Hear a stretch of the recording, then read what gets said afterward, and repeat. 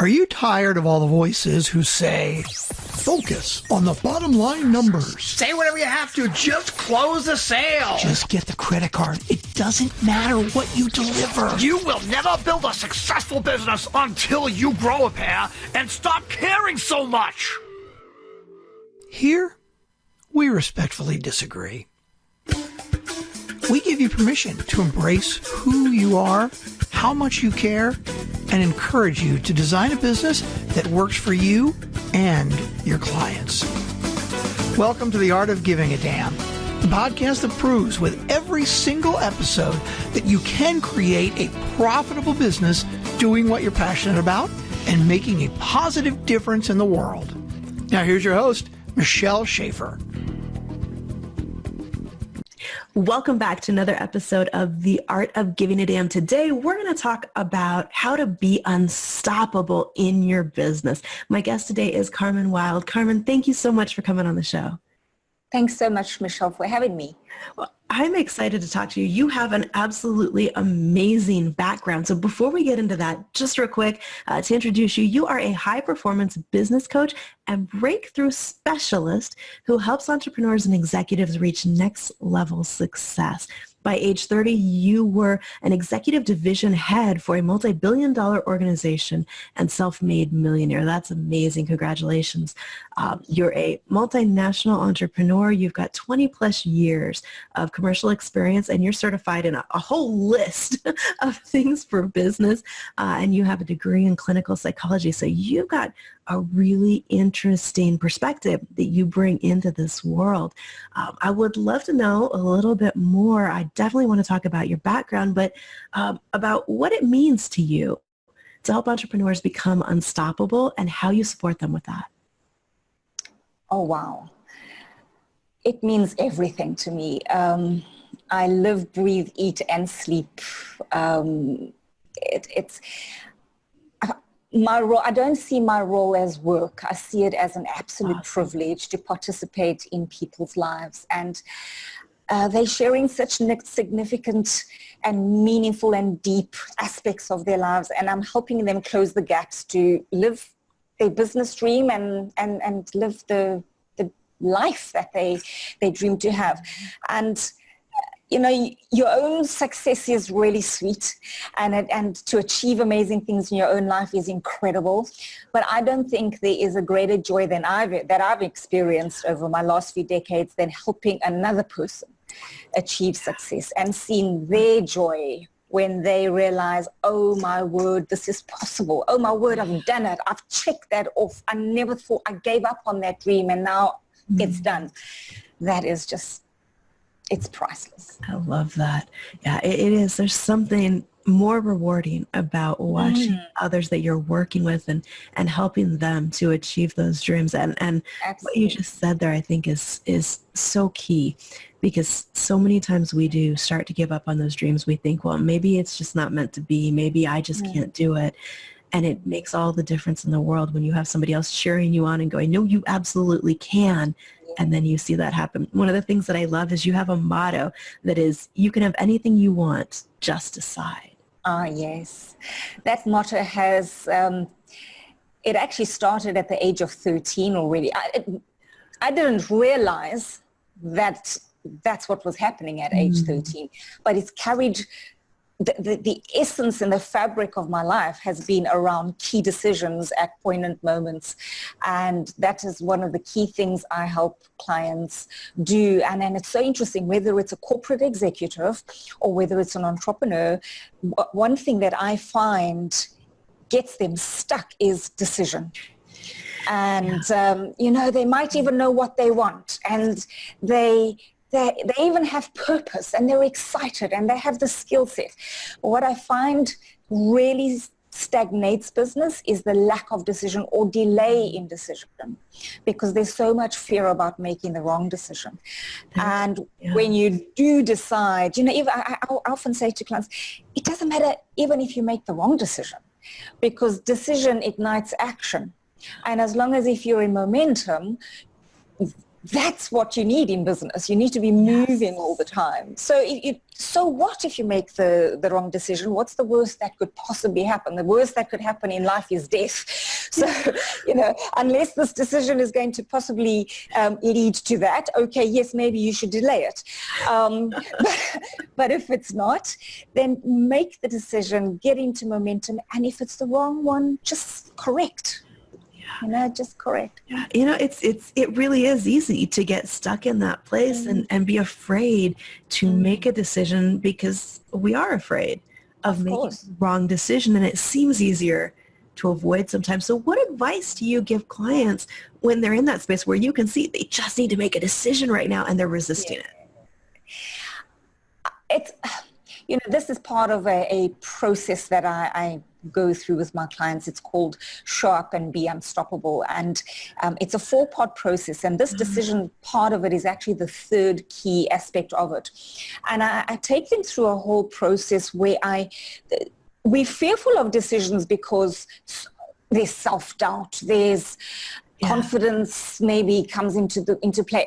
And most of the time we've made up stuff in our mind. It's the story we make up about what may or may not happen. And what I say, and just a few, maybe a few pointers. It's what's the worst that can go wrong?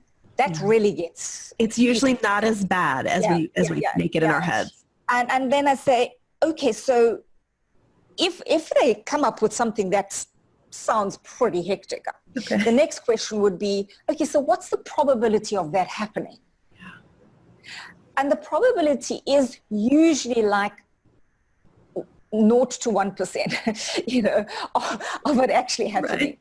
And now we've already broken it down because we've got to break the fear down. And then the other question that really gets people moving, it's what's the cost to you of not making this decision? Yeah. And when people realize that, so those two, so what's the worst that can happen? Okay, geez, that's really, I'm making stuff up. It can't really be that bad. And even if that, maybe some of that happens, I can correct it. Yeah. But the cost to me is so huge of not making this decision, and that breaks it down. And there's a couple of other things, but those two questions really breaks it down beautifully for people in their minds, and they realize, you know what, I have been fussing about this thing for so long, and the moment they make that decision, it's like everything opens up. Yeah. And there's clarity. Now the brain knows, because the brain works well with instruction. And the minute you've made a decision, you've got the instruction. Okay, so now it's like if let's take a personal example. If a man wants to propose, and he's been carrying on about this proposal and making all this thing about the ring and the wedding and the finances and the house and whatever. And he just decides, you know what, stuff the ring, stuff everything. I love this woman. I'm going to just propose. And he decides. And it happens, and it's natural, and it's beautiful. And she says yes. And then everything else just starts happening. And it's the same thing in business. It's make the decision because that ignites action, and every single challenge. And I don't do drama, but my life looks like a movie. Drama. It's like one drama after the other, huge challenges. And what I realized is that every single one of those challenges, if I hadn't made a really bold decision, I could have been really depressed, really anxious, given up on life, given up on my business dreams, just had inertia. But I took control, made the decisions. They weren't always easy. It's, do what's right, not what's easy. And life seems to work out. Business works out when you just have those kind of, it's courage. It is courage. But I am taking all sorts of notes right now. I don't normally take notes when I'm doing a podcast interview, but I'm literally writing these down. I hope everybody listening is too. Those questions, I've never heard it put that way, but that makes complete sense. I can see where, when you look at it from that perspective, because it's normally, I hear people talk about, well, okay, what's the worst that can happen? But looking at the other side of that is really a different way to look at it and go, what is this costing? because I have made that decision. I love that. Absolutely, absolutely. Well, you mentioned the idea of kind of life as a movie and the dramatic elements, and you mentioned a minute ago how things changed for you when you were 13. So can you share a little bit with us about that? Sure. So my whole entrepreneurial dream actually started at the age of 13, and it Awesome. was it was by mistake. Okay. Because I was invited to a friend's home, and she happened to be an only child, come from a very wealthy family. And the minute I stepped into my friend's entrance hall, my life changed in an instant, because I looked at this lot, glossy Italian tiles, massive spaces, beautiful fabrics, like a waterfall plunging into the pool in the background. It was ridiculous. It was, for a 13-year-old, that was like, I'd never seen anything like that. It looked like something like Vogue, that I realized later in life.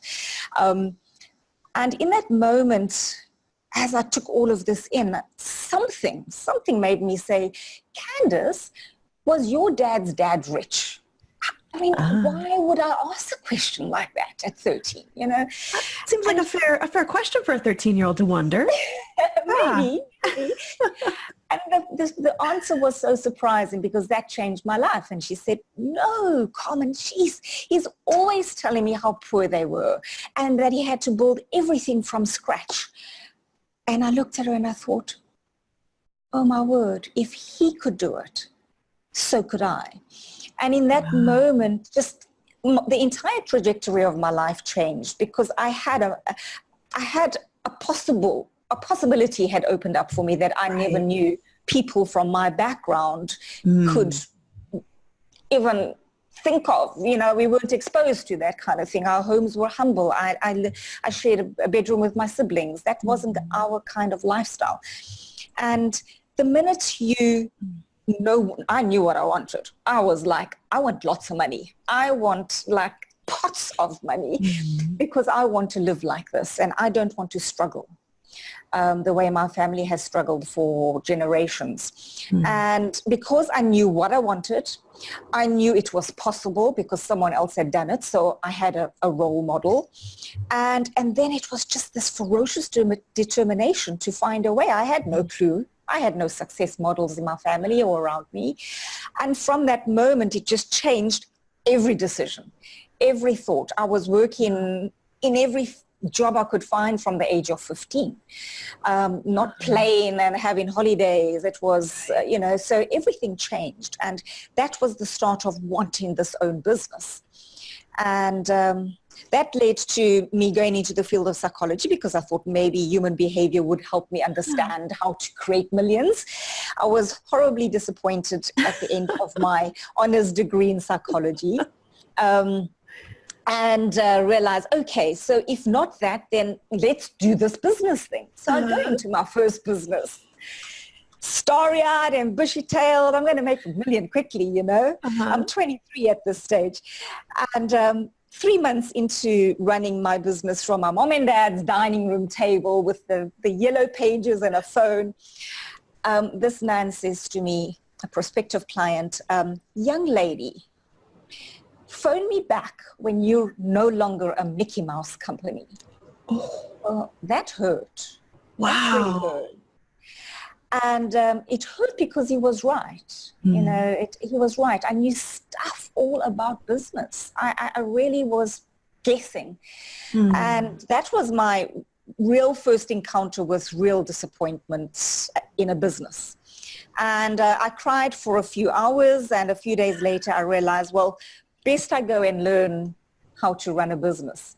And that led me into the corporate world, into big business.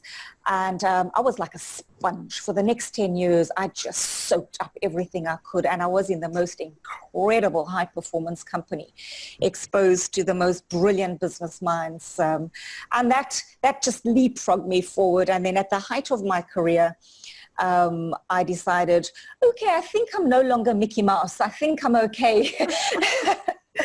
Wow. I think I'm okay to go and follow that entrepreneurial dream, and that's how it then officially started.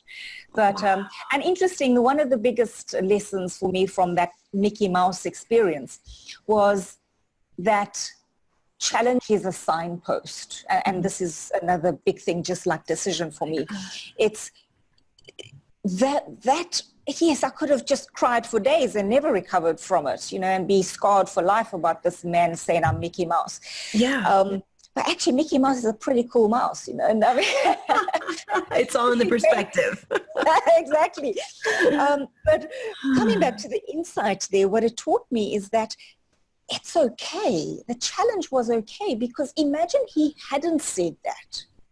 And I hadn't got the lesson so soon. And I'd gone years and years and years battling in business. And I wouldn't have had this incredible corporate experience, which was the most beautiful playground to learn.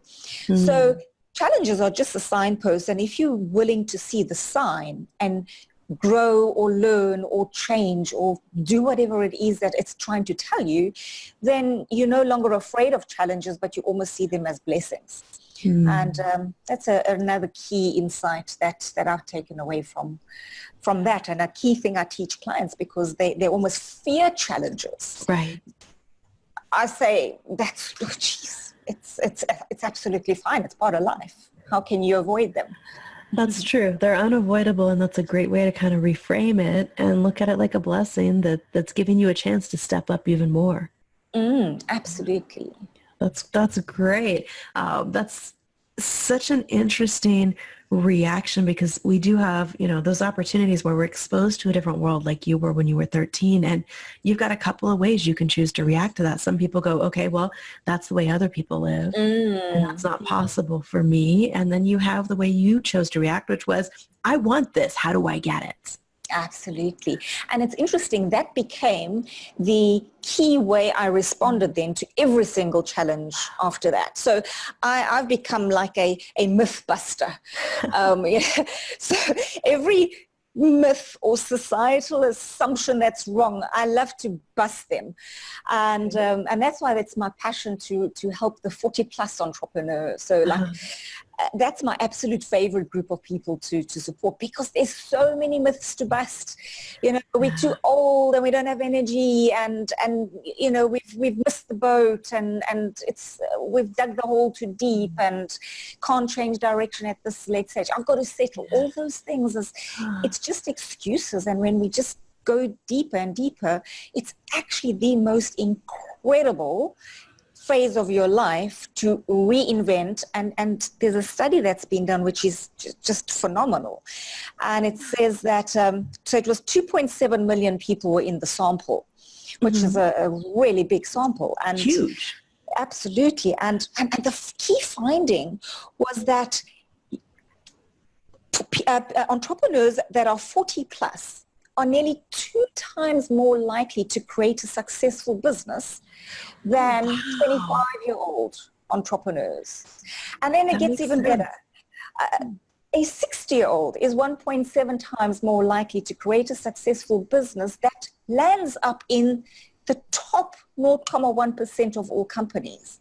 Now, who would have thought? Wow. So, I mean, there's so much. Absolutely. And that's why I'm so excited. I see this group as a force, and we can have such an impact on society in those later years. But you've got to, again, embrace these, I can be unstoppable. I can do this. I can make these tough decisions. Yeah. I love that, because I think, it's easy for me. And I guess that means I'm about a year and a half away from the next time. So that's good. That gives me hope. But, a lot of the people I know that are starting businesses in their 40s, in their 50s, in their 60s, and think they don't have the right skill set, I look at it and I go, no, you have the most important skills. You have the experience. You have the knowledge and the wisdom that you're bringing with you. And you've already learned the life lessons that younger entrepreneurs are trying to just figure out life while they also figure out business. Exactly. Absolutely. In fact, when I explained that, I had a new client came up just a few days ago, and the first thing he said to me is, Carmen, I'm 55, I'm running out of time. And I said to him, oh, wow, then we're going to have the most exciting time together because you're perfectly positioned to be a success. And he looked at me as if I'd lost the plot. He said, did you not hear me? I said, 55. And I said, you're young. Let me just recap what you've just told me in terms of skills, experience, street smarts. Right. What not to do. That's just as important as what to do. What I don't want. What I do want. Right. He looked at me and he was like, wow, I never thought about it like that. Yeah, I think one of the things you just hit on is really important, the what you want piece of it. Because so often it does take you until later in your life to figure out what is it you really want so that you can make that decision and go after it. That's great. Well, so that kind of ties into another topic that I wanted to ask you about. I was taking a look at your blog, which, by the way, for anybody listening, make sure you go check out Carmen's blog. It's at Wilde with an E, WILDE, success.com. And you can just click the link to blog that's on the page. But you have an article about the number one leadership skill. And when I clicked to open that up, I was curious, like, what would you consider the number one leadership skill? And it wasn't actually what I would have expected. So let's talk about that for a minute. First of all, what is it? I'd love, okay. I was going to ask you, what would you expect it to be? What would you have thought it would be? I guess when I see an article like that, I'm thinking it's going to go into the tactical stuff of, being willing to step up and command and tell people what to do and, like the decision-making type of stuff. But really what you identified, it made perfect sense as I read down through it, but you're talking about confidence. Absolutely. Being the most important piece of it. Yeah, and there was also a huge study done, and it was actually a study around what the opposite sex finds most attractive. So what do we find most attractive in the other sex? And you would expect looks, sexiness, whatever the heck. Both sexes rated confidence as the number one key thing that they're attracted to. And that's the same thing in business. If we just look at it, take an example.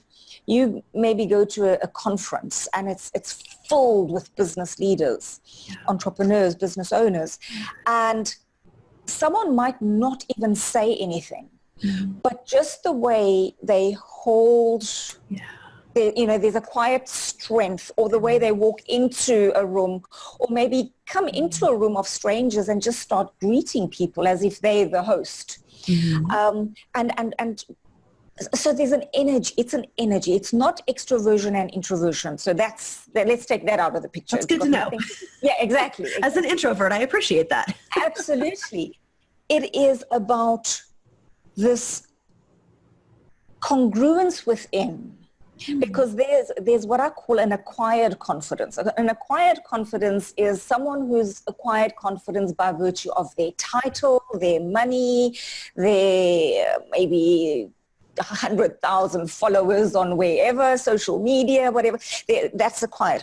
This kind of confidence, I call it a magnetic confidence. So it comes from within. It's not what you have on the external front. It's factors that are inside. And it's, again, about knowing what you want, being comfortable with who you are, being congruent with who you are, knowing what you stand for, knowing what purpose and direction you have in life. And when you just get those things figured out, and like you've rightly said, sometimes it takes us a hell of a long time to get there. But when we do have those things, there is an energy about a person like that we want to congregate around. And when the ship goes down in a business and there's trouble, you are not going to want to back the leader that is panicking and lost it and not composed. You're going to go with the person who is, we can do this. This is tough. Yes, it's real. We're in it deep, but we can do it. So one of the business mentor I had, the CEO of the company that I worked for, he was incredible. We had some crazy. There was one experience where the government was literally going to close us down. Now that's pretty serious. Oh, yeah, that's about as serious as you can get. Yeah, that's probably like on that scale of like 0 to 100, it's 150. Yeah. And he called us all in, and he was, we can do this. We will figure it out. And yes, this is scary, but we as a team and bringing our heads together, we can do this. And it was like, wow, none of us were fearful of losing our jobs in those moments. And that's the kind of business owner, leader, entrepreneur you want. And what the world needs is just that confidence, that just go within and just know that, if I put my mind to it, if I gather some people around me, I don't have to do this alone. We can talk through this. We can decide together. We can figure it out. There's always a way. That is very compelling. Really, really compelling, because that shows up in it. You cannot hide from energy. You can hide from a lot of things, but we sense human energy. And confidence is one of those things that you sense. So that's why I rate it as the number one most compelling skill for someone to have. And it's not something you're born with. You learn over years, and you can lose it. You can lose it due to circumstances or setbacks or, events that happen. So your confidence can be knocked. And it's just knowing that there is a way. That's all you need to actually know. There's always a way. I just don't know it right now, but someone does. I can reach out. Yes, that's one of the things that I think has helped me in my business, is taking the perspective of there is always a solution. I might not know what it is, but as long as I keep that in mind, that there is one, it's just a matter of finding it. Absolutely. Awesome. Absolutely. Oh, wow. Well, I've got literally an entire page of notes from our conversation. This has been fantastic. Thank you so much for coming on the show and sharing what your experience has been and what's really helped you to transform what maybe you were born with or what expectations might have been into what success you wanted. You have a really powerful story. Thank you so much, Michelle, and thank you so much for having me on the show and for this. You have a beautiful ethic in your show, and thank you for putting that out there. Thank you. I appreciate that. Well, for everybody listening, I know you are going to want to connect with Carmen and find out more about her. Subscribe. You can check out our website. Again, it's wildwithanesuccess.com. If you go to wildwithanesuccess.com/4 and the letters ABS, you can find a free gift from Carmen. Do you want to tell them a little bit about that? Yes, absolutely. So it's a free guide on how to be unstoppable and wildly successful. It's 4 key business steps, the 4 business accelerators. So go and check that out, and feel free to reach out if there's something that triggers a thought for you, if you have a question. Awesome. All right. So again, make sure you go to wildwithanesuccess.com/4 and the letters are ABS. You'll see a link to that somewhere near where you are listening or watching today. Carmen, thank you again for your time. Thank you so much, Michelle. Stay well. Thank you. All right. Wherever you are watching or listening, please rate, review, subscribe, and join us again for another episode of The Art of Giving a Damn.